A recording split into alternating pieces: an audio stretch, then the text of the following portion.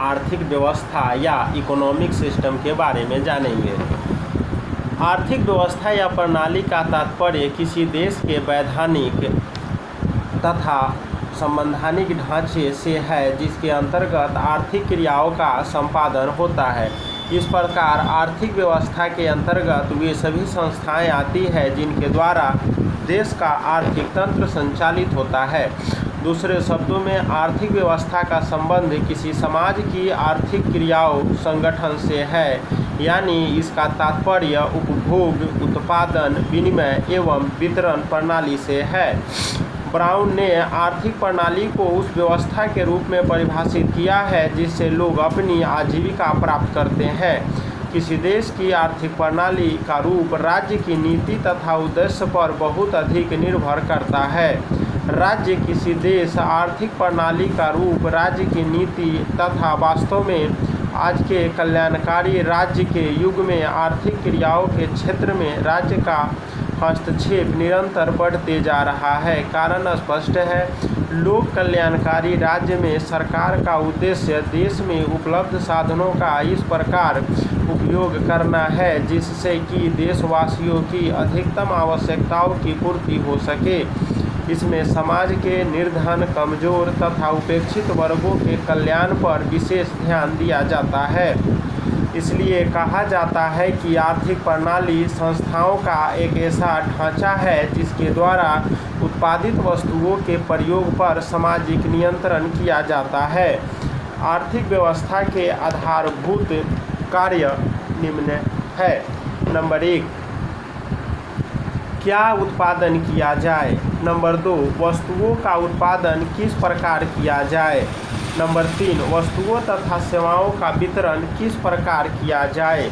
साधनों का पूर्ण उपयोग किस प्रकार किया जाए। नंबर 5, साधनों का अनुरक्षण, देश का आर्थिक विकास तथा आर्थिक स्थिरता कैसे प्राप्त की जाए।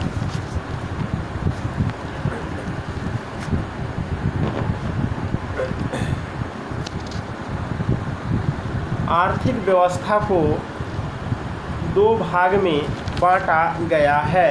एक को बोलते हैं पूंजीवादी अर्थव्यवस्था, दूसरे को बोलते हैं समाजवादी अर्थव्यवस्था।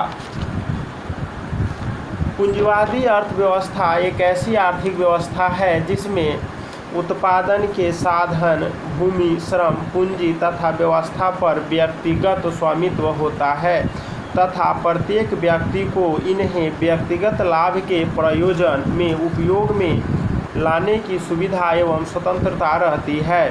इस पद्धति के अंतर्गत उत्पादन के साधन, चाहे ये खानों में हो या कारखानों में, कृषि उद्योग से संबंधित हो या वाणिज्य से, व्यक्तियों की निजी संपत्ति माने जाते हैं तथा व्यक्तियों को वह स्वतंत्रता रहती है कि वे उनके सहारे या तो स्वयं उत्पत्ति का कार्य करें अथवा किसी दूसरे व्यक्ति को प्रयोग के उद्देश्य से ठेके पर दे, किंतु हर एक स्थिति में लाभ का भागी व्यक्ति ही होता है।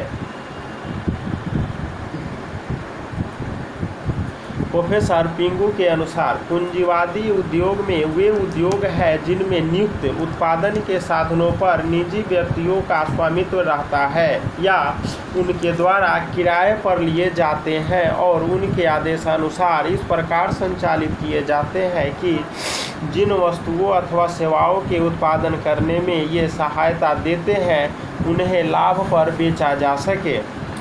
श्रीमान एवं श्रीमती वेब ने पूंजीवादी प्रणाली की परिभाषा इस प्रकार से दी है। पूंजीवादी शब्द या पूंजीवादी प्रणाली तथा पूंजीवादी सभ्यता से हमारा अभिप्राय उद्योग और वैधानिक संस्थाओं के विकास की उस विशेष स्थिति से है जिसमें श्रमिकों के एक बहुत वर्ग की उत्पत्ति के स्वामित्व से इस प्रकार अलग कर दिया जाता है कि वे मजदूरी कमाने वाले की स्थिति में पहुंच जाते हैं और ऐसा प्रतीत होता है कि इनकी जीविका की सुरक्षा एवं व्यक्तिगत स्वतंत्रता राष्ट्र के अपेक्षाकृत उस छोटे से हिस्से की इच्छा पर निर्भर करती है तो उनके स्वामी है और जो अपने वैधानिक स्वामित्व द्वारा भूमि, यंत्रों एवं समाज के श्रम शक्ति के संगठन पर नियंत्रण रखते हैं और वे ऐसा अपने लिए व्यक्तिगत एवं निजी लाभ कमाने के उद्देश्य से ही करते हैं।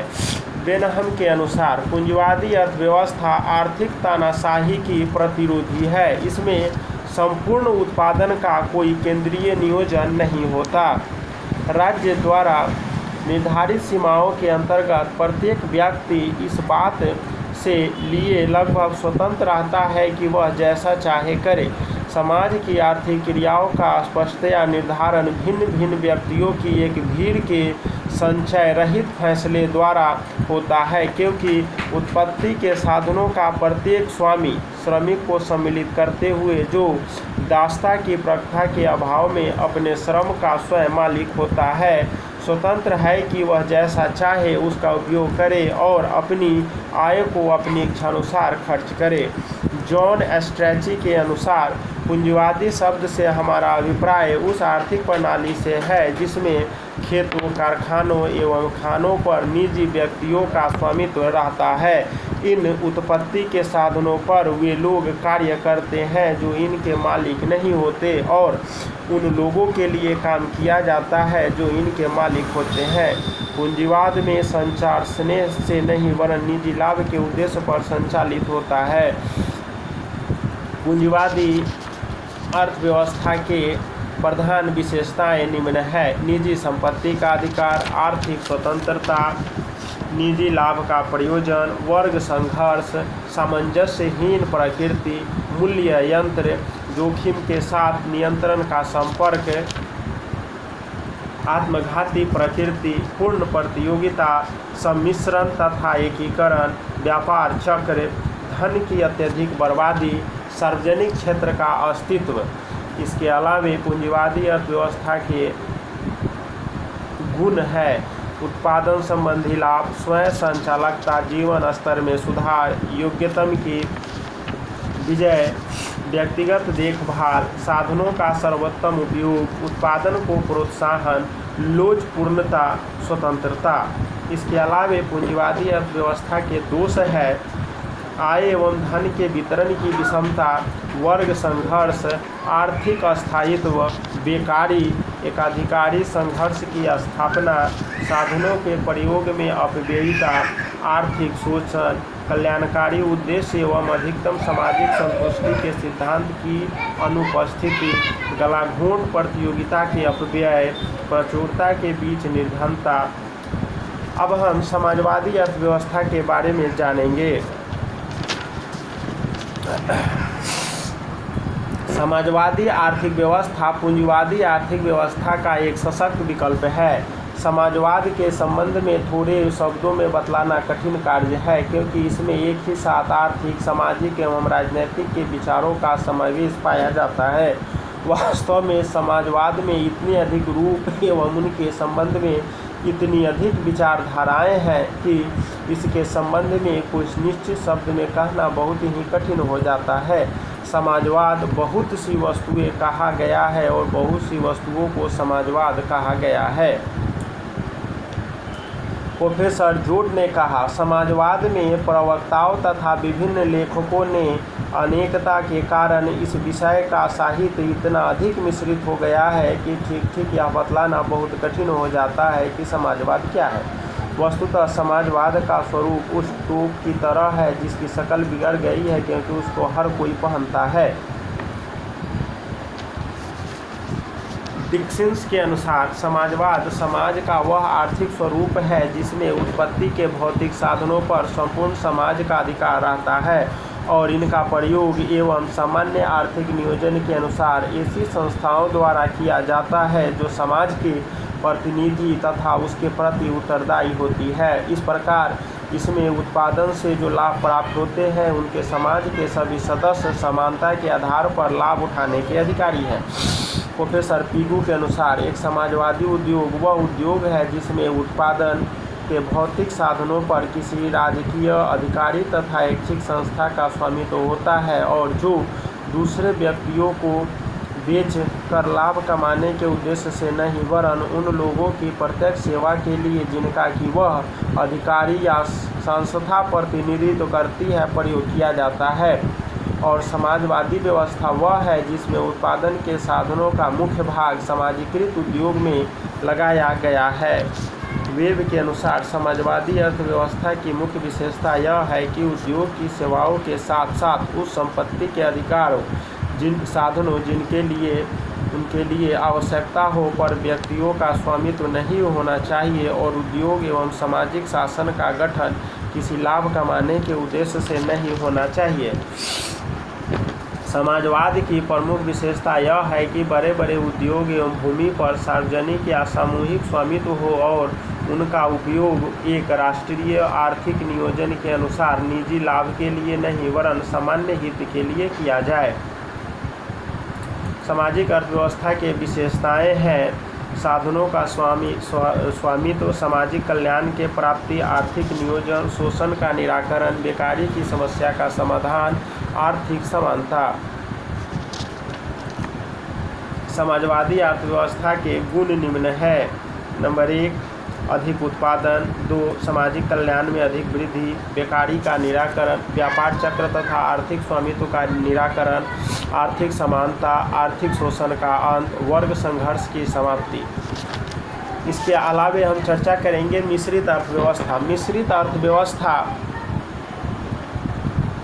भारत एवं संपूर्ण संसार के लिए एक नया विचार है। 19वीं शताब्दी के अंत तक मानव के आर्थिक जीवन में राज्य का प्रायः कोई हस्तक्षेप नहीं था। सुप्रसिद्ध अर्थशास्त्री आदम स्मिथ का इस संबंध में यह कहना था कि आर्थिक स्वतंत्रता ही हमारी आर्थिक उन्नति का आधार है, अतः राज्य को आर्थिक क्षेत्र में किसी भी प्रकार का हस्तक्षेप नहीं करना चाहिए। वे स्वतंत्र व्यापार की नीति के कट्टर समर्थक थे। प्राचीन अर्थशास्त्रियों में जेबीसी से रिकार्डो तथा मिल इत्यादि भी इस सिद्धांत के कट्टर समर्थक थे। पूंजीवाद एवं समाजवाद प्रचलित थी। इन दोनों अर्थव्यवस्थाओं के अपने अपने गुण एवं दोष थे। मिश्रित अर्थव्यवस्था पूर्ण समाजीकरण तथा पूर्णतः स्वतंत्र आर्थिक व्यवस्था की दो विपरीत प्रणालियों के बीच एक प्रकार का समझौता है। इस प्रकार की आर्थिक व्यवस्था में दोनों ही प्रथाओं का अच्छाइयाँ वर्तमान है। पूंजीवादी प्रथा की कठिनाइयाँ के कारण धीरे धीरे यह अनुभव किया जाने लगा कि अनियंत्रित पूंजीवादी आर्थिक प्रणाली कई दोषों से परिपूर्ण है। इन दोनों का निदान पूंजीवाद के समुचित नियंत्रण के द्वारा ही किया जा सकता है। अतएव केन्स, लर्नन तथा हैंसन आदि अर्थशास्त्रियों ने पूंजीवाद के इन दोष को दूर करने के लिए सरकारी हस्तक्षेप की सिफारिश की, और जब पूंजीवादी अर्थव्यवस्था में आर्थिक क्षेत्र में सरकारी हस्तक्षेप की नीति बनाई जाती है तो इस प्रकार की आर्थिक व्यवस्था को मिश्रित अर्थव्यवस्था की संज्ञा दी जाती है। मिश्रित अर्थव्यवस्था में राजकीय सह निजी क्षेत्र और निजी क्षेत्र आता है। मिश्रित अर्थव्यवस्था के गुण निम्न है। पूंजीवाद एवं समाजवाद के बीच का रास्ता, निजी उपक्रम को महत्वपूर्ण स्थान, राजकीय उपक्रम का अस्तित्व और आर्थिक नियोजन। मिश्रित अर्थव्यवस्था को अपनाए जाने के कारण निम्न है। नंबर 1, पूंजीवादी एवं समाजवाद के बीच का समझौता। नंबर 2, व्यक्तिगत तथा सार्वजनिक दोनों ही क्षेत्रों के पास पूंजी का अभाव। नंबर 3, कुशल साहसियों का अभाव। नंबर 4, देश की आर्थिक क्रियाओं के क्षेत्र का विभाजन। नंबर 5, स्वतंत्र उद्यम प्रणाली के लाभ।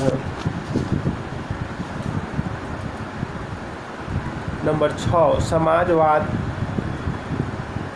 के लाभ की उपलब्धि। इसके अलावा मिश्रित अर्थव्यवस्था के गुण है पर्याप्त मात्रा में आर्थिक स्वतंत्रता, निजी संपत्ति मूल्य यंत्र तथा निजी लाभ की विद्यमानता, आयोजित एवं तीव्र आर्थिक विकास, आर्थिक विषमता में कमी।